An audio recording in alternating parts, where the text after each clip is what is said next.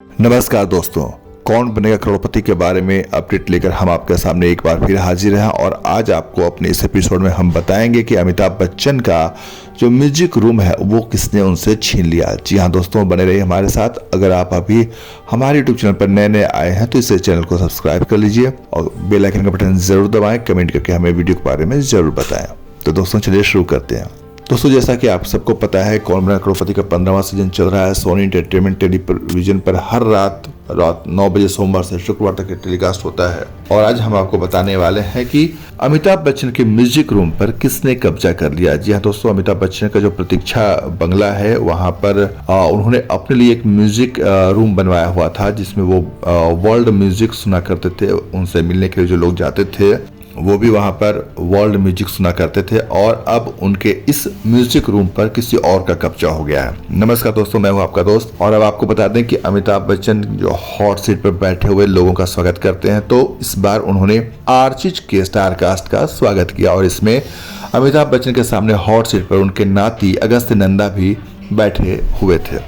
अब जब बातचीत का सिलसिला शुरू होता है तो फिर अमिताभ बच्चन और उनके नाती के बीच में बातचीत होती है, अगस्त के बीच में बातचीत होती है। तो कोलकाता की एक ऑडियंस मेघा है, वो कहती हैं कि आप अपने नानू के साथ कोई ऐसा मेमोरेबल पल बताएं जो आप बहुत मिस करते हैं।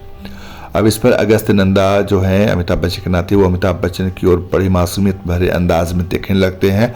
और अमिताभ बच्चन भी उन्हें देखते हैं, यानी कि नाना और नाती दोनों एक दूसरे को देखते हैं। और इसके बाद अगस्त्य कहते हैं कि वो किस्सा आप ही सुनाएं जब दिल्ली से वो मुंबई गए थे और अमिताभ बच्चन के पास ठहरे थे और वो बैग उठाकर वहां से चल पड़े थे। फिर अमिताभ बच्चन को जब वो किस्सा याद दिलाते हैं तो अमिताभ बच्चन उसे सुनाने को तैयार हो जाते हैं। दरअसल हुआ ये था कि अगस्त के मम्मी पापा विदेश गए थे और उन्होंने अगस्त को अमिताभ बच्चन के पास छोड़ दिया था। अमिताभ बच्चन ने कहा कि ये छोटे हैं अगस्त, तो इनका मन बहलाया जाए, और उनको अपनी गाड़ी में घुमाने के लिए मुंबई निकल पड़े। कभी वो बीच पे घुमाते, कभी जुहू चौपाटी घुमाते, कहीं और कहीं कहीं जो भी मुंबई में घूमने की जगह थी उन्होंने घुमाया। ये पानी है, ये समंदर का बीच है, ये वो। लेकिन उनकी एक ही रट थी कि मुझे दिल्ली जाना है, मुझे दिल्ली जाना है, मुझे दिल्ली जाना है।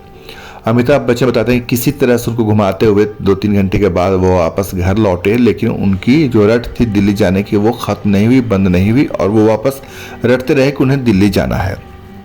इसके बाद जब घर पे आए तो ठीक है, फिर अब अपना अपना लोग फ्रेश होने गए। उसके बाद देखते हैं अमिताभ बच्चन कि उनके कमरे के सामने से अगस्त गुजर रहे हैं और उनके कंधे पे बैग है जिसमें वो अपना सारा सामान जो है वो पैक किए हुए हैं। अमिताभ बच्चन ने पूछा क्या है, कहाँ जा रहे हो भाई? तो उन्होंने कहा कि मुझे दिल्ली जाना है। इसके बाद बोलते हैं कि इनको फुसलाने में अमिताभ बच्चन को कई घंटे मशक्कत करनी पड़ी, तब कहीं जाकर अगस्त उनकी बात मानने को तैयार हुए।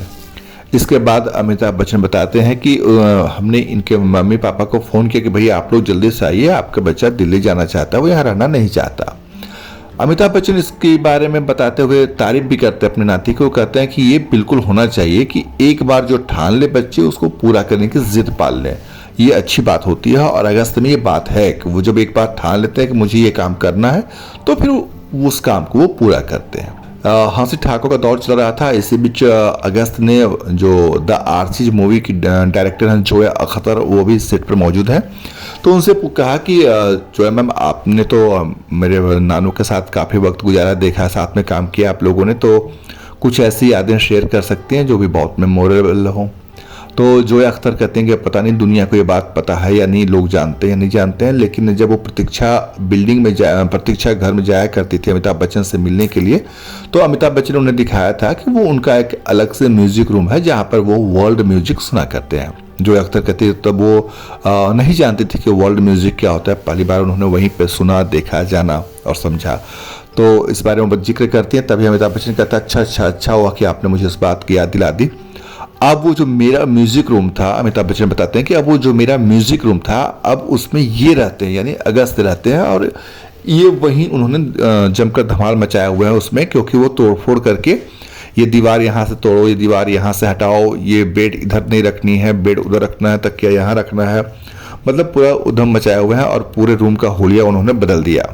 अब जब अमिताभ बच्चन ये बातें शेयर करते हैं तो वहाँ पर यानी केबीसी के मंच पर जमकर ठहाके लगते हैं। और इस बीच कई सारी बातें और भी होती हैं, जैसे कि अगस्त कहते हैं कि एक फैंस ने कहा कि हमने सुना है कि अगस्त और आपके जूतों का नंबर एक ही होता है, यानी अमिताभ बच्चन और उनकी नाती के जूते का नंबर जो होता है एक ही साइज के जूते दोनों को आते हैं।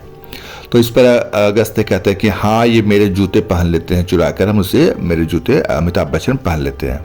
तो अमिताभ बच्चन ने एक्टिंग में तो शहंशाह है, उन्होंने कहा कि नहीं मैंने सुना नहीं, क्या करना ही वो। तो उन्होंने फिर से अगस्त ने उनकी बातों को, दर्शक की बातों को दोहरा दिया कि वो कह रही हैं कि आप मेरे जूतों को पहन लेते हैं। तो अमिताभ बच्चन कहते हैं नहीं गलत है, ये मेरे जूते अक्सर पहन लेते हैं, मेरे कपड़े पहन लेते हैं। अमिताभ बच्चन अगस्त के ऊपर आरोप लगाने लगते हैं। तो अगस्त से कहते हैं बड़ी मासूमियत के साथ कहते हैं कि नहीं वो ये नहीं कि रिवर्स बात बोल रही हैं, वो कह रहे हैं कि मेरे जूते आप पहन लेते हैं। इसके बाद अमिताभ बच्चन बताते हैं कि अभी 2 दिन पहले ही आए थे घर पर हमारे यहाँ, और उसके बाद ये आते हैं आराम से, है व्हाट्सएप हाय हेलो जो हुआ, उसके बाद सीधा जाते हैं, 2-3 टी शर्ट निकाल लिया, पैंट इधर कर दिया, उधर फेंक दिया, उसके बाद 1-2 अपना पहन लिया, और उसके बाद no hello no thank you no मतलब कुछ भी ग्रीटिंग्स नहीं, और उसके बाद वो निकल जाते हैं। कहते हैं ये इनकी आदत है। तो काफ़ी धूम धड़ाका होता है, हंसी मजाक होता है केबीसी सेट पर। ये शो वाकई में बहुत ही जानदार था। तो दोस्तों अगर आपको हमारा यह वीडियो पसंद आया, हमारी जानकारी पसंद आई हो, हमारी मेहनत पसंद आई हो, तो प्लीज़ हमारे यूट्यूब चैनल को सब्सक्राइब कीजिए, वीडियो को लाइक कीजिए, कमेंट कीजिए, शेयर कीजिए। हमें आपके कमेंट का इंतजार रहेगा। धन्यवाद दोस्तों।